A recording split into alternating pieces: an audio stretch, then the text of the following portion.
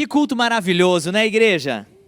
Que delícia, que gostoso estarmos juntos na presença de Deus com as crianças. E é isso, o culto fica mais colorido, o ambiente fica mais cheio. É uma graça. Puxa, pastor, mas o culto assim com as crianças no salão dá mais trabalho para nós, pais. Isso é para você dar bastante valor e a semana abençoar bastante todos os obreiros do Ministério Infantil. Às vezes você viu aqui, pode dar uma salva de palmas pelos obreiros do Ministério Infantil, sabe por quê? Talvez você viu aqui o tanto de criança e pensou, nossa, hoje veio muita criança no culto. Todo domingo vem, irmão, é que eles ficam lá nas salas e a gente não vê todos ao mesmo tempo. Mas glória a Deus, mas é muito gostoso quando eles estão aqui conosco, é uma maravilha.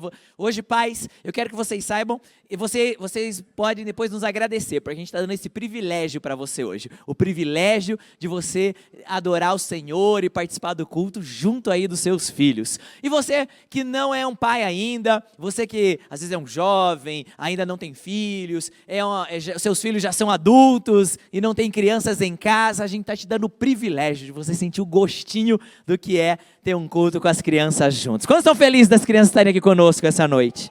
Amém, é isso aí. Afinal, o próprio Senhor Jesus disse, vinde a mim as crianças. Então, vamos sempre permitir, elas têm espaço e elas vão ser criança. Criança vai ser criança, gente, e elas têm o direito de ser criança, ok? E a gente vai falar hoje, né, sobre um tema aqui no culto das gerações. Gostaria de incentivar, por exemplo, né, até que os jovens aqui com a gente, e a gente vai falar muito sobre pais, filhos, crianças, e às vezes você fala, puxa, eu não tenho filhos ainda, ainda sou um jovem, sou um adolescente, e eu estou ouvindo essa palavra, sim. Sabe por quê? Nós temos o privilégio, você tem o privilégio de ser parte de uma igreja que é família. E para mim, por exemplo, foi um privilégio crescer enquanto adolescente, jovem, nesse ambiente de família, porque quando eu me casei, eu não tinha experiência nenhuma em ser um marido. Porém, como eu cresci numa igreja que fala de casamento, onde eu tinha referências, tinha bons exemplos, eu pude ser um marido muito melhor do que eu seria se eu não estivesse inserido nesse ambiente. Quando eu tive filhos, eu me tornei pai, eu não tinha experiência ainda em ser pai, mas eu tive o privilégio de crescer numa igreja que sempre pregou sobre paternidade, sobre família, e eu pude chegar com essa bagagem que o Senhor me deu, esses recursos que o Senhor me deu. Então, a todos os jovens, aqueles que não são pais ainda, que ainda não têm a sua família, eu quero te deixar em alerta para que você anote, absorva, cresça, porque o Senhor está te dando recursos hoje. E para aqueles irmãos que já são avós, aqueles irmãos que são solteiros, você também tem esses recursos onde você pode aplicar no reino de Deus. E Deus sempre fala conosco em todos os momentos. Então, vamos receber e absorver tudo aquilo que Jesus tem falado conosco.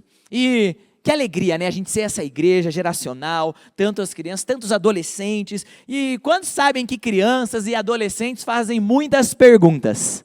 Quantos sabem disso, né? Eles são curiosos, eles fazem muitas perguntas. Adolescentes, por exemplo, chegam naquela fase de vida onde eles querem saber mais, aprender mais de si, do universo e tudo mais, e fazem diversas perguntas. Eu selecionei aqui 9 perguntas que todo adolescente fará. Se você que é pai de adolescente, se você ainda não ouviu essas perguntas, em algum momento você vai ouvir, não exatamente escrita dessa forma, mas expressada de alguma maneira. Pergunta de origem, de onde eu venho, de identidade, quem eu sou, propósito, por que eu estou aqui, moralidade, como devo viver, potencial, o que eu tenho, destino, para onde eu estou indo, pertencimento, eu sou querido, tensão, por que existem problemas, resolução, como eu resolvo isso, esse desejo de ser parte da solução. E cada vez mais a gente vê a nova geração expressando a sua voz, falando sobre as suas necessidades,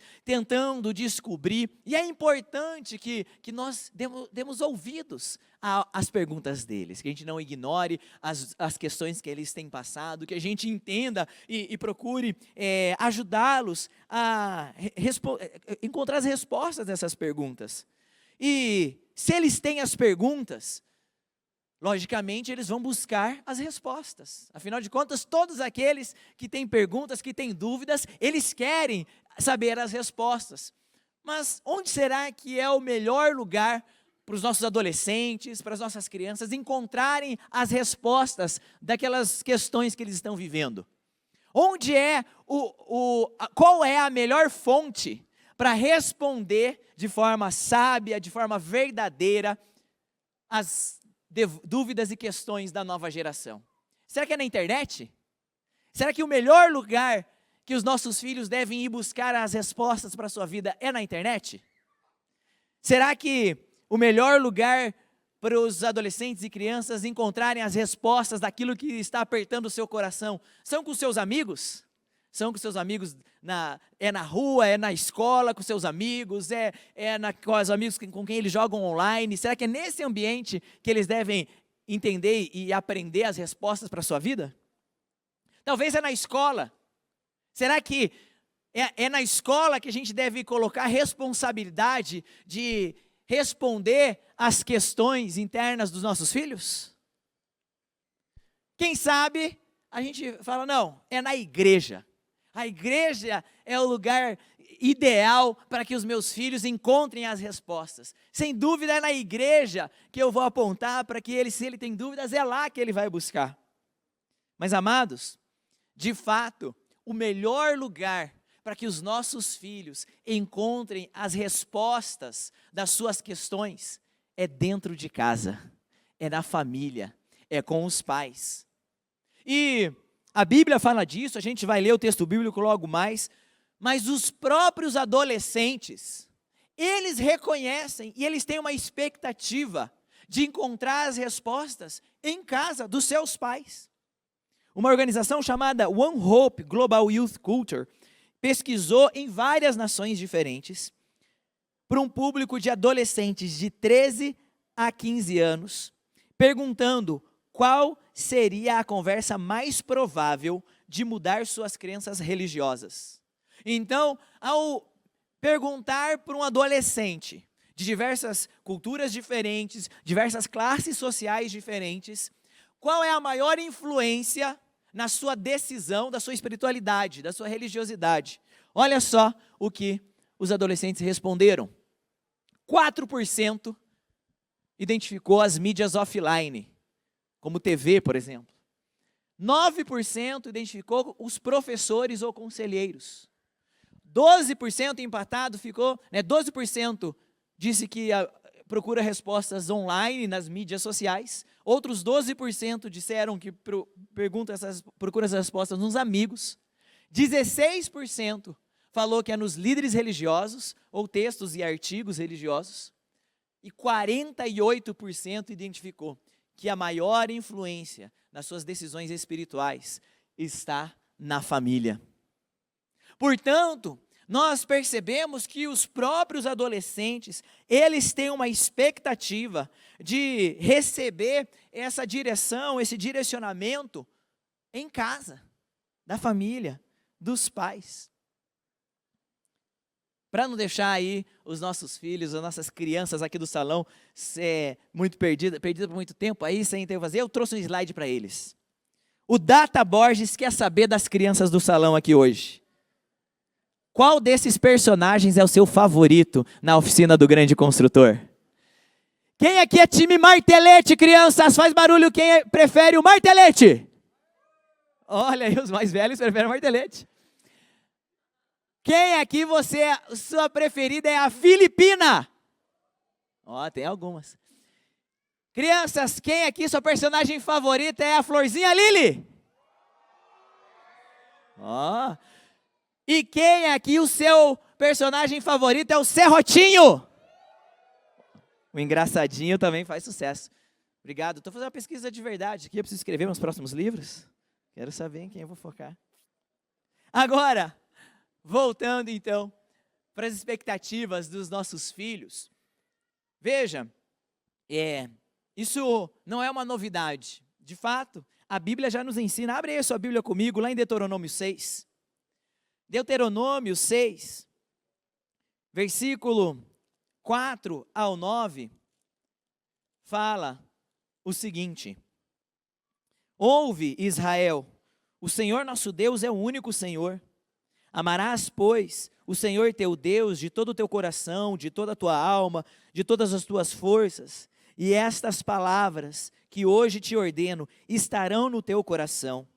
E as ensinarás a teus filhos, e delas falarás assentado em tua casa, e andando pelo caminho, e deitando-te, e levantando-te. Também as atarás por sinal na tua mão, e te serão por frontais entre os teus olhos. E as escreverás nos umbrais de tua casa e nas tuas portas. Então nós vemos aqui que a Bíblia já nos ensinava isso, já falava que nós devemos ensinar os nossos filhos, que é expectativa, que é ordenação, que é a orientação bíblica, que as crianças, que os filhos aprendam dos pais. Nós, como igreja, nós temos a nossa palavra rema, a nossa visão, lá em Lucas, capítulo 1, versículo 17, que fala o seguinte: e irá adiante dele no espírito e poder de Elias, para converter os corações dos pais aos filhos, e converter os desobedientes à prudência dos justos, e habilitar para o Senhor um povo preparado. E então, se a nossa visão é preparar uma igreja mais forte para a próxima geração, temos entendido que a forma que faremos isso, a ferramenta que Deus tem nos dado para preparar uma igreja mais forte para a próxima geração, é através de amar, crescer e servir. E hoje eu gostaria de a gente nos aprofundar rapidamente aqui, sobre como podemos amar, crescer e servir com os nossos filhos dentro da nossa casa. Começando pelo texto de Deuteronômio que a gente acabou de ler, e ele nos ensina: amarás, pois, o Senhor teu Deus de todo o teu coração, de toda a tua alma e de todas as tuas forças. Irmãos, o maior legado que um pai pode passar para um filho, sem dúvida nenhuma, não é dinheiro, não são coisas materiais ou acumulativas da vida, mas sim um legado de caráter e fé. Essa é uma frase de Billy Graham. A melhor bênção que um pai pode dar para a sua família é ser um homem que ama a Deus.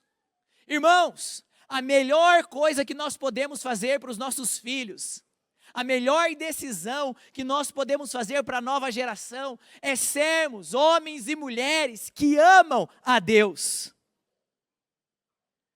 Gente, grande parte da população já tem reconhecido que a sociedade precisa do cristianismo.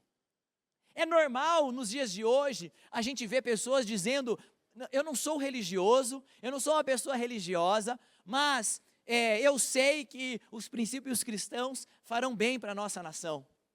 É normal ver pessoas que não são necessariamente discípulos de Jesus, mas que reconhecem que os valores bíblicos, eles abençoam uma sociedade.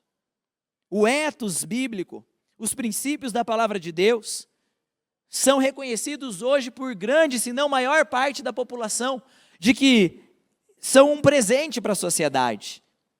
Porém, eu quero nos lembrar que a mensagem do Evangelho não se trata simplesmente da ética cristã, dos princípios e valores cristãos.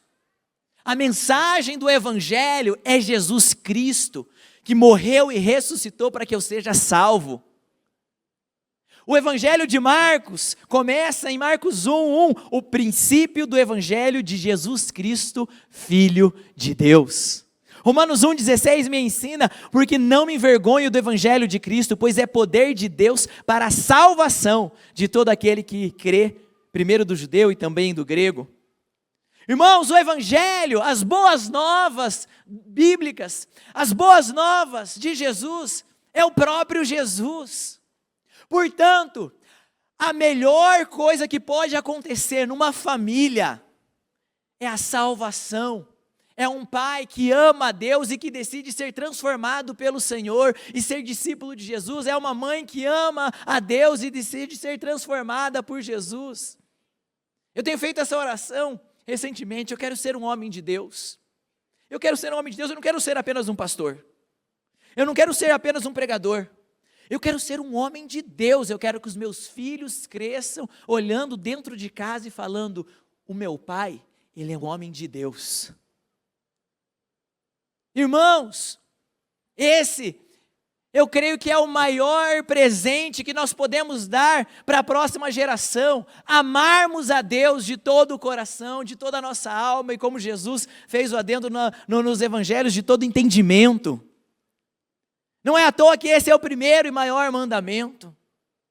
Eu sei disso, não apenas pelo estudo bíblico, eu sei disso na minha própria vida.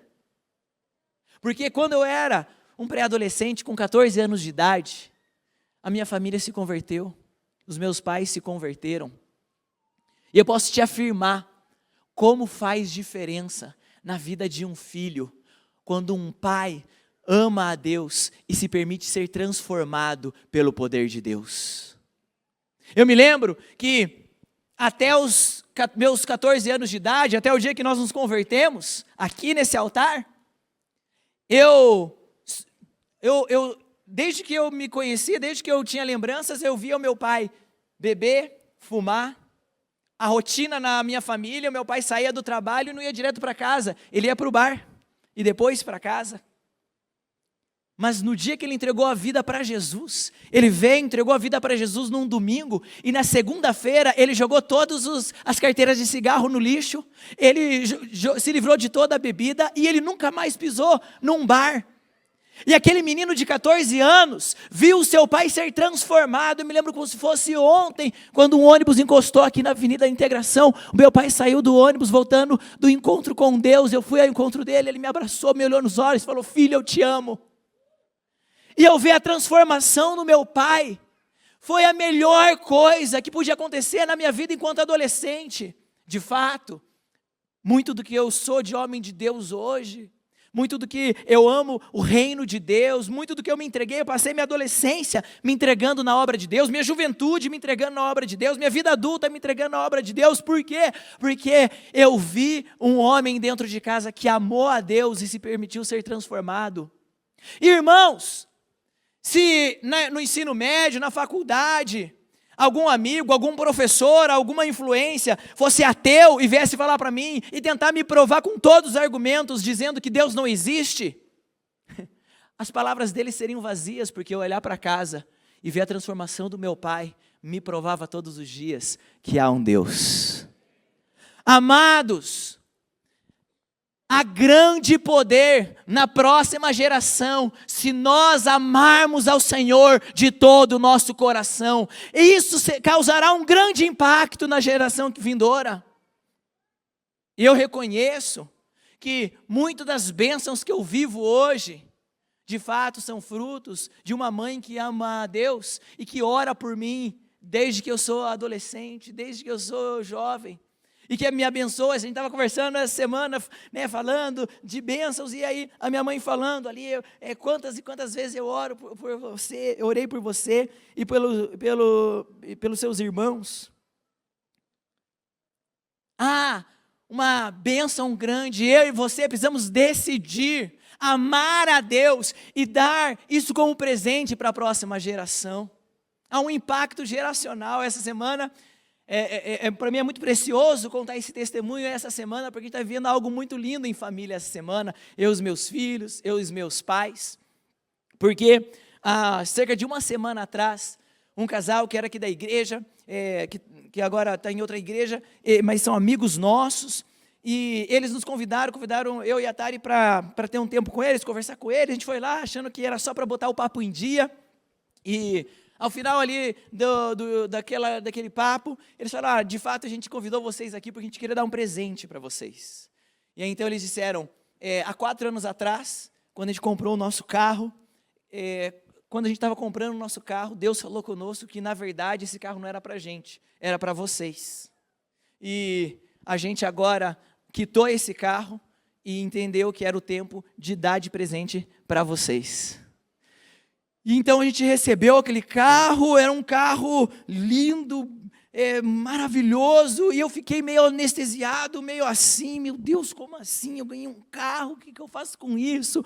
Eu fui para casa e eu comprei um carro em julho. E eles falaram, olha, a gente quitou o nosso carro em junho, ia te dar em junho, mas daí teve algumas coisas na documentação que a gente não conseguiu, teve que esperar e estamos dando agora. E eu fiquei em crise, Senhor, por quê? Por que não veio em junho então? Eu comprei o carro em julho agora, um carro que eu estava tão feliz e tal, e o que é para eu fazer, o que eu faço? Eu vindo, e fiquei aquilo. Eu com vergonha de vir para a igreja, não vou ficar com esse carrão enorme aqui, como que eu vou para a igreja? O que os irmãos vão pensar de mim? Sou pastor no bairro Alto, irmão. Chega um carro desse, e aquela coisa, aqueles constrangimentos. Crise de crente, né? Olha que crise, ganhei um carro. Aí, eu estava na sala de oração, tentando entender. Eu me lembrei e fazendo essa pergunta, Senhor, eu comprei um carro em julho, por que então não veio em junho esse carro? Eu me lembrei que quando eu estava para comprar esse carro, que eu tinha comprado agora, eu conversei muito com meu pai.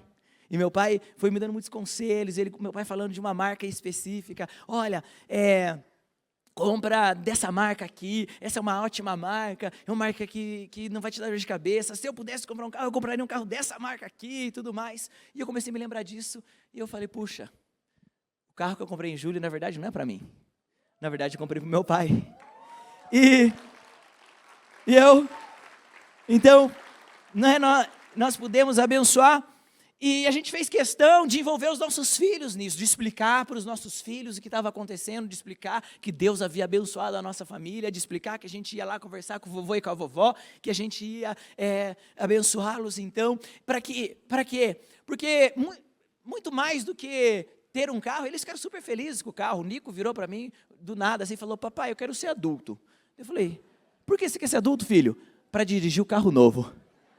Piá, né? Boys will be boys.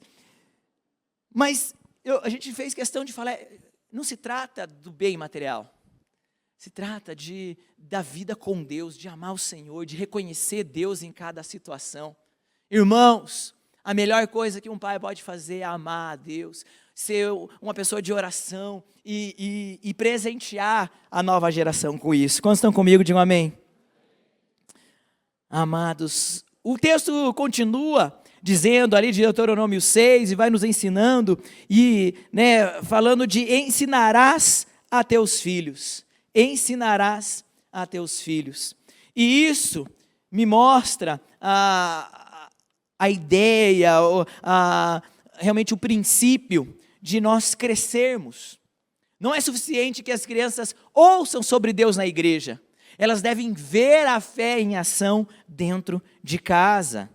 Nós devemos ensinar os nossos filhos, é de responsabilidade minha ensinar a palavra de Deus para os meus filhos. É importante que as nossas crianças ouçam dentro de casa, aprendam do texto bíblico, aprendam os princípios bíblicos. É importante que eu e você nos dediquemos, gastemos tempo com as nossas crianças, ensinando a palavra de Deus. Efésios 6:4 nos ensina, e vós, pais, não provoquei os vossos filhos a ira, mas criai-os na doutrina e admoestação do Senhor. Romanos 10:17, de sorte que a fé é pelo ouvir, e ouvir pela palavra de Deus. Nós devemos ensinar as nossas crianças, é papel dos pais. O modelo bíblico de ensino das Escrituras a crianças, é um modelo onde os pais ensinam os filhos. E de quais maneiras nós podemos ensinar os nossos filhos, em quais momentos que nós podemos ensinar os nossos filhos? O texto ali de Deuteronômio 6 vai nos dando algumas dicas. Por exemplo, ele fala, ensinai os vossos filhos, e delas falarás assentado em tua casa. Assentado em casa. Há poder na comunhão da família. Há grande poder na família reunida, sentada, olhando nos olhos, interagindo. Como isso faz diferença? Como faz diferença na vida de uma criança, de um pré-adolescente, de um adolescente, quando os pais tomam tempo para se assentar, olhar nos olhos e entender, buscar entender a realidade daquela criança. pouco tempo atrás, eu estava ajudando um adolescente que estava passando por muitas crises, muitas dificuldades em várias áreas da vida, e eu decidi que eu ia dedicar um dia na semana para ajudar esse adolescente. Então, ele vinha aqui me encontrar semanalmente, a gente ia conversando, e eu ia ajudando ele, dando tarefas, tentando ajudá-lo a alinhar algumas coisas, e em uma dessas conversas, eu identifiquei algo, comecei a entrar na conversa com ele, e falei, me diz uma coisa, qual foi a última vez que você jantou ou almoçou sentado na mesa com a sua família, né, com seu pai, sua mãe, seus irmãos? Qual foi a última vez? Daí lá, né, teve uma vez que veio os parentes lá no Natal, eu falei, não, só você, seus pais, seus irmãos, numa refeição normal. Aí ele parou, pensou, falou, pastor, na verdade eu não tenho nenhuma memória de estar assim, sentado na mesa, só eu e a minha família, só conversando e tendo um tempo assim. E para mim foi muito triste ouvir de uma família cristã que não tinha o hábito de sentar e conversar com seus filhos. Converse. Eu e a Tari, a gente criou o hábito em casa, né, a gente busca as crianças na escola e pergunta para elas como foi o dia delas. E é pertinho a escola de casa. Mas já criou tanto hábito, porque que se a gente não pergunta, as crianças perguntam, quem vai contar primeiro de como foi o dia? Já criou o hábito. Eu tento fazer questão de saber o que está acontecendo na vidinha social deles. Pais, nós não devemos subestimar a realidade das nossas crianças. Às vezes a gente acha tão importante os nossos assuntos, os nossos temas. E a gente gasta tanto tempo pensando, debatendo, conversando sobre os problemas que passam no dia a dia dos nossos trabalhos, das nossas vidas corridas, e dá tão pouco tempo para ouvir, entender e conhecer da realidade dos nossos filhos. Eu me lembro, vários anos atrás, eu ajudando um outro adolescente, era um pré-adolescente, que a mãe dele me procurou, falou, olha, pastor, você podia ter um tempo com meu filho, ele está muito fechado, muito introspectivo, não está se conectando com a família. Então, eu comecei a ter umas conversas com ele, e ali nas conversas, eu fui descobrindo, ele foi me contando que ele estava sofrendo muito bullying na escola. Era uma família muito bem de vida, ele ia numa ótima escola, uma das melhores escolas da cidade, mas ele estava sofrendo muito bullying. E eu falei, puxa, você já conversou com seus pais sobre isso? Ele falou, não. Mas porque eu tenho a sensação que a minha mãe, se eu contar, na verdade, já vai brigar comigo. E o meu pai, ele quase não está em casa porque ele trabalha muito.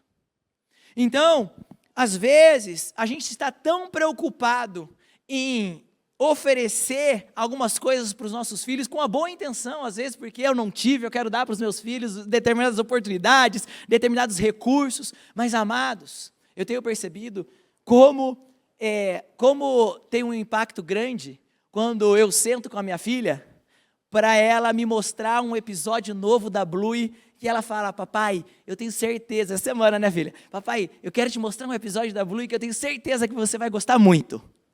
Então eu paro tudo que eu estou fazendo, eu sento lá com ela, eu sento do lado dela e assisto o Bluey. Quantos pais já assistiram algum episódio de Bluey? Quantos pais já choraram com algum episódio de Bluey? O Bluey, ele mexe com a gente de vez em quando. Mas é importante eu e você entendermos que há poder na comunhão, assentado em casa. O texto bíblico continua falando, também as atarás como sinal na tua mão.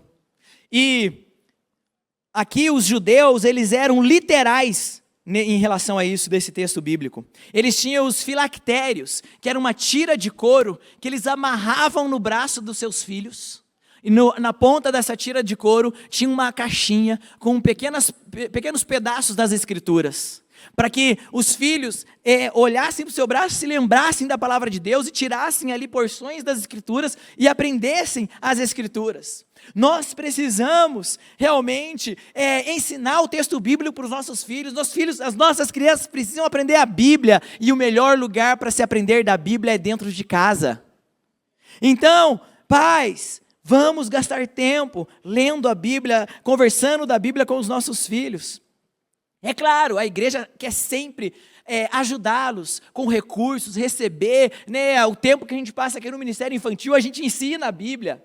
Mas nós queremos apenas ser um ajudante no seu ministério de ensinar a Bíblia para as suas crianças. Por exemplo, uma ferramenta que a gente vai fazer esse mês, hoje, todas as crianças do CCC Kids, ou seja, crianças de 2 a 8 anos, pais, na saída, né, você que é pai de uma criança de 2 a 8 anos, ali na saída você vai poder pegar com o pessoal da recepção ou os nossos obreiros, uma pulseira linda como essa, está escrito "Eu sou luz no mundo", e as crianças vão ganhar essa pulseira. É uma pulseira que brilha no escuro, muito legal. Por quê? Porque no último domingo de outubro, nós faremos essa festa, que é a Festa da Luz. Então, junto com a pulseira, cada criança vai receber esse convite, que é o convite da Festa da Luz. Para a criança levar para casa, pintar, escrever o nome de um amigo e convidar um amigo para vir na Festa da Luz. O último domingo de outubro é ali naquela semana onde o mundo comemora o Halloween. E no mundo, naquela semana, várias crianças vão estar lá se vestindo de bruxa, indo falar do Halloween. Então, primeiro eu quero fazer um parênteses aqui. Pais, por favor, um conselho pastoral aqui para você. Não anime, não promova as suas crianças a estarem envolvidas em comemorações de Halloween, da festa das bruxas. Porque isso não vai ser bênção para os seus filhos. Pelo contrário, a gente então vai fazer naquele domingo aqui uma festa para as crianças, que é a Festa na Luz, para lembrar as nossas crianças que elas são luz do mundo. Elas não são das trevas, elas são luz do mundo. E mais. Então as crianças podem e devem convidar um amiguinho para vir na Festa da Luz, conhecer Jesus, porque se o mundo quer convidar as nossas crianças para ir para o Halloween, as nossas crianças vão convidar as crianças do mundo para vir para Jesus, para vir para a luz. Amém? Puxa, pastor, eu achei linda essa pulseira, eu queria ter uma dessa. Ou meu filho é mais velho, é um teen, queria ter. A partir do domingo que vem, a gente vai ter para vender essa pulseira para as crianças que não são do Kids, mas as crianças do Kids vão ganhar. Vocês gostaram, né? Vocês estavam querendo aqui, ó. Vou fazer um aleluia com uma aqui, ó, pra vocês. Só porque vocês dançaram bastante no louvor. Mereceram. Muito bom. Amados, e para terminar essa parte aqui, nós devemos ministrar o servir para os nossos filhos. O texto bíblico fala, e andando pelo caminho, e falarás assentado em tua casa e andando pelo caminho. Andando pelo caminho fala sobre o caminho, andar pelo caminho fala da obra do reino. Andar pelo caminho fala de levar o evangelho, de construir a obra, de construir o reino. Pais, você abençoa a sua casa quando você está envolvido na obra de Deus. O meu exemplo deve ensinar os meus filhos a amarem a casa de Deus. A nossa vida é um exemplo para os nossos filhos, e quando os meus filhos veem em mim uma pessoa que dá valor e tem comprometimento com a obra, eu estou ensinando para eles a terem comprometimento com a obra. É o testemunho que o pastor Luiz falou, aquela mãe que não tinha entendido o reino. Se pelo contrário, se fosse uma mãe que era envolvida no reino, envolvida com missões, ela ia ensinar o filho e se sentir honrada se o filho se envolvesse em missões. Então nós abençoamos a nova geração enquanto nós estamos servindo. Um pai que se dispõe a acordar mais cedo no domingo de manhã, ou a diminuir a sua tarde de domingo, para chegar aqui cedo, para ligar as câmeras, para ajustar tudo, para ver se está tudo ok, para ficar servindo na câmera o dia inteiro, o culto todo ali, prestando atenção. Esse pai está ensinando para o seu filho o que é comprometimento, o que é fidelidade, o que é honrar o Senhor mesmo quando ninguém está me vendo. Essa criança vai crescer com um bom exemplo e não vai ver a hora onde ela vai estar ali servindo ao reino. Então o meu servir, ele fala muito mais que muitas palavras. Às vezes a gente gostaria de ter filhos que não se desviam, mas não estamos dispostos a pagar o preço de setar um caminho, um trilho para que eles andem. Talvez eu vou passar muito tempo envolvido em algum ministério, o qual talvez eu não tenha uma grande paixão, não vi uma visão que era para eu servir naquele ministério, nunca sonhei com aquele propósito, mas eu vou fazer isso para pagar um preço para os meus filhos, para que eles vejam em mim um exemplo a ser seguido. Quando lá em casa, eu estou animado com a partida de futebol, e vai ser na hora de uma reunião da igreja, na hora do culto, algo assim, e ao invés de ficar lá em casa, eu gosto muito de futebol, eu gosto de tudo quanto é tipo de jogo de futebol que está passando, minha esposa às vezes, ela fica admirada, como assim você está animado com esse jogo lá da 3ª divisão do campeonato inglês? Eu estou super animado. Mas quando os meus filhos vêm, eu desligando a TV, porque deu a hora e eu não quero chegar atrasado, não quero chegar menos do que meia hora antes do culto começar, eu estou ensinando eles. E quando minha filha estava no aniversário hoje, cheio de coisas, e ela não escolheu ficar no aniversário, ela escolheu vir para a igreja hoje, para poder dançar, para poder servir ao Senhor, e eu não precisei convencê-la. Amados, nós ensinamos nossos filhos enquanto servimos na casa de Deus. Irmãos, quantos querem ver o Senhor realmente construindo uma igreja mais forte para a próxima geração? Quantos concordam que o Senhor ele tem preparado algo muito grande para os nossos pequeninos viverem? Eu realmente creio que Deus ele tem reservado uma grande porção generosa para a nova geração. Portanto, eu e você precisamos nos aplicar em tudo que Deus tem feito, nos aplicar em tudo que Deus tem nos ensinado e abençoar a nova geração com aquilo que Ele tem nos chamado. Portanto, se você está aí hoje, sentado aqui, e você fala, ok, eu entendi que eu preciso amar a Deus sobre todas as coisas, eu quero andar por esse lugar onde eu honro ao Senhor, mas eu ainda não dei o primeiro passo. Eu ainda não dei o passo de confessar com a minha boca que Jesus Cristo é o Senhor. Talvez você está aí, e a melhor coisa que você pode fazer para o futuro da sua família, a resposta que você tem buscado, às vezes você tem olhado para você e tem faltado algo, para você trazer um direcionamento para a sua casa, o que tem lhe faltado é Jesus, mas a boa notícia é Jesus morreu e ressuscitou, para que essa noite você tenha a oportunidade de declarar que Ele é o Senhor da sua vida, e aquilo que te faltava não vai mais te faltar. Talvez você ainda não tenha filhos, não tenha ainda uma família, mas ainda assim você reconhece que você tem uma necessidade. Você tem uma necessidade para você e fala, eu preciso que algo seja ajustado em mim. Amado, se você tomar uma decisão hoje de falar, eu quero amar a Deus, eu quero ser transformado por Deus, e assim como eu te contei da minha vida, dos meus pais que um dia vieram aqui e entregaram a vida para Jesus e começou uma transformação, hoje eu tenho certeza que Jesus quer começar uma transformação na sua vida também. Se você estava afastado dos caminhos do Senhor, hoje é dia de reconhecer, eu preciso voltar para os caminhos do Senhor, porque quando eu ando por mim mesmo não dá certo. Por isso, eu quero aproveitar essa oportunidade de entrar por essa porta, essa noite, e voltar para os caminhos de Deus. Essa noite nós vamos todos juntos fazer uma oração, declarando o Senhor Jesus como nosso Senhor e Salvador. Mas para você que vai fazer pela primeira vez, para você que entende que precisa dessa transformação, e para você que estava afastado dos caminhos de Deus, que não seja uma oração da boca para fora, mas que seja algo feito de coração e real. Quero convidar toda a igreja para que fique de pé.